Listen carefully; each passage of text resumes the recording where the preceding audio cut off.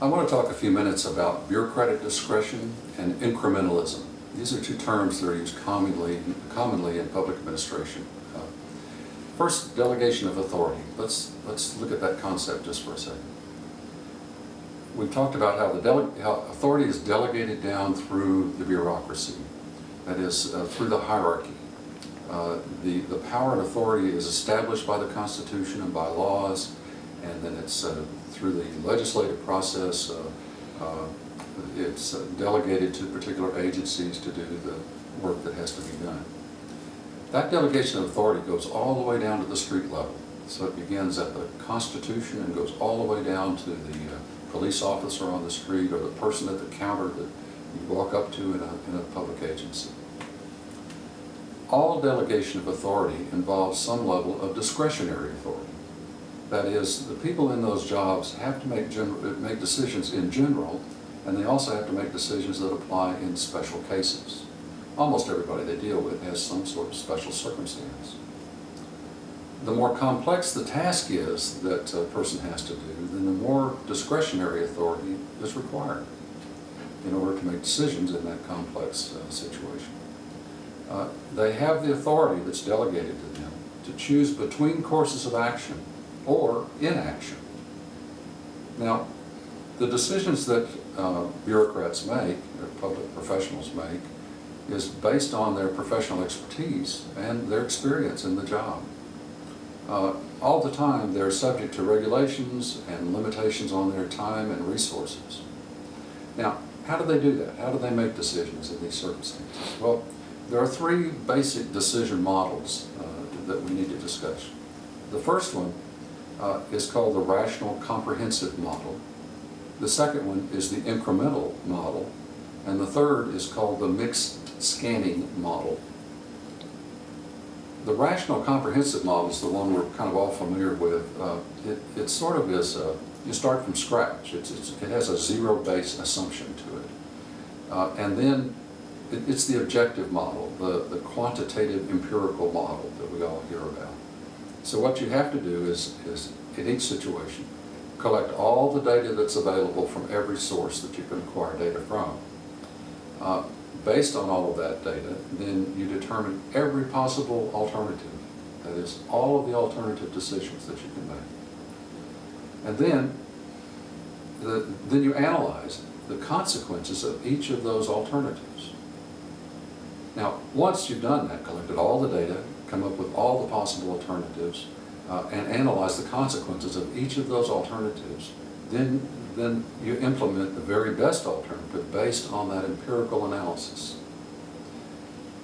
The rational comprehensive model is extremely time-consuming and expensive because basically you have to reinvent the wheel each time. Okay, now the second model that I mentioned is called the incremental model. What that model does is it minimizes the changes from the status quo.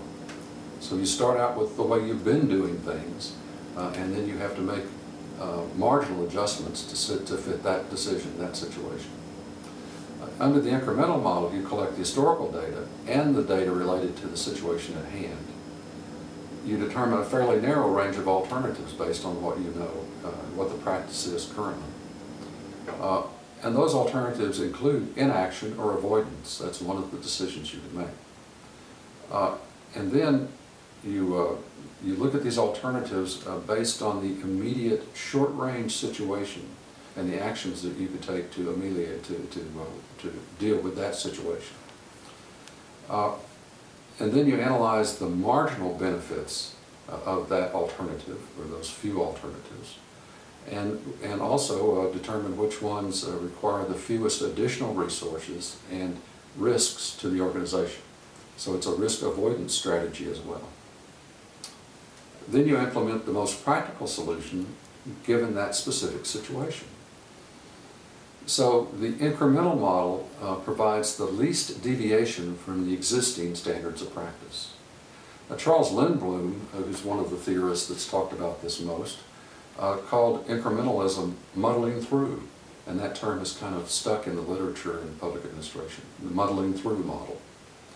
Herbert Simon used a slightly different term for it. He called it satisficing. That is, you're satisficing in order to reach the incremental solution. Now, a third kind of model, which was proposed by Amitai Etzioni, is called the mixed scanning model. That's the incremental model, but with exceptions. And so incrementalism is the norm under mixed scanning, and then you use the rational comprehensive model for those things where you have to decide on major changes. That would be to analyze new programs, a reorganization, or reductions in force, or reductions in service. So basically it's the incremental model for everything else, and then the rational comprehensive model for these exceptional kinds of major decisions. You use the rational comprehensive model then to justify major policy and program redirections. Bureaucratic decision-making is incremental decision-making. Mixed scanning is only used when it's required. The higher up the hierarchy you are, the greater the impact is of your incremental decisions. I hope that makes sense. So if you're at the top of the hierarchy, your incremental decisions have a greater impact than if you're at the lower part of the lower part of the hierarchy. In the lower part of the hierarchy, incremental change is smaller, but it's more personal.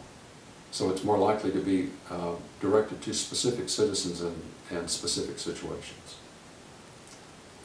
Incrementalism results in a slow but steady expansion of authority. There are decision rules, and the bureaucratic complexity that it addresses is specific to exceptional situations. Bureaucratic structure tends to limit discretionary authority in order to conserve resources, to have more consistency, and to avoid political risks.